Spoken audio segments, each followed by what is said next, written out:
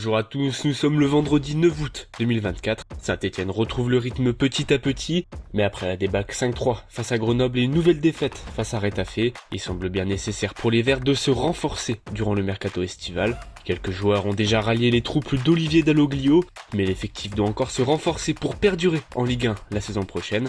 Retour sur la semaine mercato de Saint-Etienne avec Peuple Vert. Pour commencer ce récap, Peuple Vert révèle en exclusivité l'intérêt des Verts pour l'attaquant de Bâle Tierno Barry, alors que Wadji et Sissoko ne seront pas titulaires la saison prochaine. Barry souhaiterait quitter la Suisse dès cet été. Le natif de Lyon s'est vu présenter le projet et est d'accord contractuellement avec Saint-Etienne. Des négociations seraient encore en cours entre les deux clubs. Et puis ce dimanche, l'ASS pense à son avenir. Joueur le plus utilisé de la préparation, Antoine Gauthier pourrait partir en prêt la saison prochaine, mais une prolongation est obligatoire. Le Stéphanois est à moins de 12 mois de la fin de son contrat. Olivier Dalloglio de son côté n'a pas caché son enthousiasme après l'amicale face à Grenoble. J'aime bien son état d'esprit, il faut qu'il passe un cap, il y aura une discussion autour de son cas, a-t-il affirmé. Pour débuter la semaine ce lundi, Peuple Vert titre la difficulté de l'ASS pour dégraisser son effectif. À l'heure actuelle, seuls Rivera, Chambos et Green ont quitté le Forêt, alors que plusieurs joueurs n'auront pas leur place dans l'effectif la saison prochaine.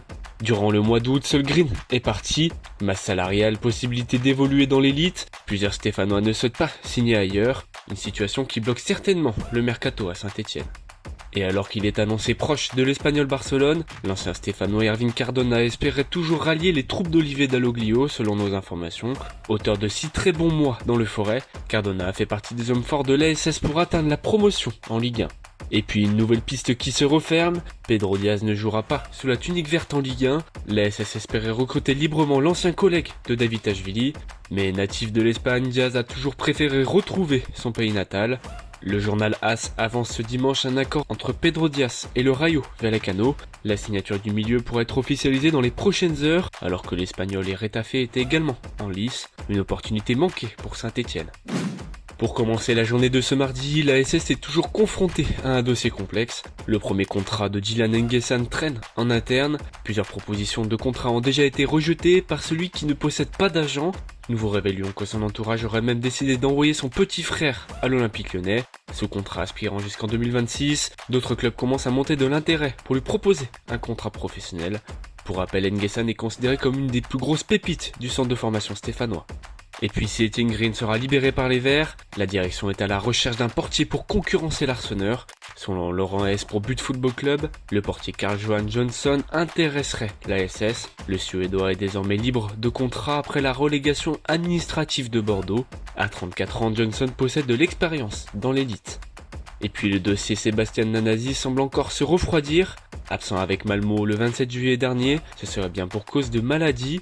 Le Suédois a même effectué son retour à l'entraînement ce lundi. Sébastien Nanasi a été titularisé ce mardi pour le match de qualification de Ligue des Champions face au PAOK. Nanasi a inscrit un but et délivré une passe décisive. Le dossier semble définitivement se refroidir. Du côté des féminines, 7ème l'an passé en D1 Arkema, Laurent Martel fait désormais preuve d'ambition. Les nouveaux dirigeants de l'ASS ont annoncé vouloir mettre les moyens pour permettre aux Amazones de perdurer en première division. L'entraîneur s'est exprimé au micro du Progrès. On travaille activement pour remplacer Regina Otu, mais il n'y a pas nécessité d'empiler des joueuses. Cela laissera un peu de place aux jeunes. Si on a besoin de se réajuster ensuite, on le fera en décembre. Ce mercredi, annoncé sur le départ par le Progrès, Etienne Green a été libéré par l'ASS. Le joueur formé au club rejoint la Championship avec Burnley. Le portier s'est révélé en grande difficulté en Ligue 2. 7 victoires, 10 nuls et 20 défaites en 37 rencontres disputées. L'ex-Stéphanois a annoncé avoir réalisé un rêve en ralliant l'Angleterre. J'ai toujours voulu jouer pour un club anglais, donc être ici, avec un club comme Burnley et sa riche histoire, c'est incroyable, a-t-il annoncé.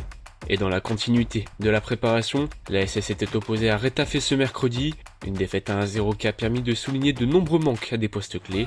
Dalloglio a insisté sur la finition alors qu'un 9 est toujours espéré. Ce jeudi, Peuple Vert titre un renfort espéré avant Monaco. Olivier Dalloglio souhaiterait ne pas faire jouer Bentaïg ou Petro pour la première journée de championnat le 17 août prochain face à Monaco, annonce le Progrès. Le second revient de blessure et s'est même fait opérer cet été, mais aucun des deux n'a disputé de minutes durant la préparation. Seulement à l'instant T, seul Masson semble habilité, mais le latéral est suspendu suite à une accumulation de cartons jaunes. Si la piste Udol semble définitivement enterrée, une recrue serait attendue avant le 17 août annonce le progrès. D'un autre côté, une piste en attaque s'envole définitivement. Un temps pisté par les dirigeants stéphanois, Myron Boidieu était mis de côté à Monaco. La SS était même revenue au renseignement récemment, mais depuis la piste s'est éteinte. Boidieu devrait s'engager sous la forme d'un prêt avec option d'achat de 10 millions d'euros à Bochum, du côté de l'Allemagne. Et puis pour clore ce récapitulatif avec la journée de ce vendredi, le dossier Nanasi continue de faire parler. Le progrès nous apprend que la direction stéphanoise n'aurait toujours pas fait d'offre pour le milieu suédois. Si le dossier semblait bien avancé il y a encore quelques semaines, il pourrait être bien différent. En réalité, Malmö de leur côté ne compte pas laisser partir leur homme fort, mais le milieu ne se serait pas rendu à l'entraînement ce vendredi, affirme le média Gazeten. Malmö pointerait du doigt une nouvelle fois une maladie. Enfin, toujours dans l'entrejeu, Igor Miladinovic s'est engagé à la SS. Foot Mercato annonçait ce vendredi matin des discussions avancées avec le milieu. Le joueur de 21 ans s'est engagé jusqu'en 2028, plus une année en option avec la SS. Un montant de 2 à 3 millions d'euros est évoqué par Sébastien Denis. Avec un profil plutôt offensif, le milieu est la 8e recrue de ce mercato. Saint-Etienne a recruté pour la première fois depuis le 13 juillet dernier, mais il y a encore urgence. Saint-Etienne affronte Monaco dans un peu plus d'une semaine, mais le mercato stéphanois devrait encore évoluer. Alors à la semaine prochaine pour le JT Mercato sur Peuple Vert.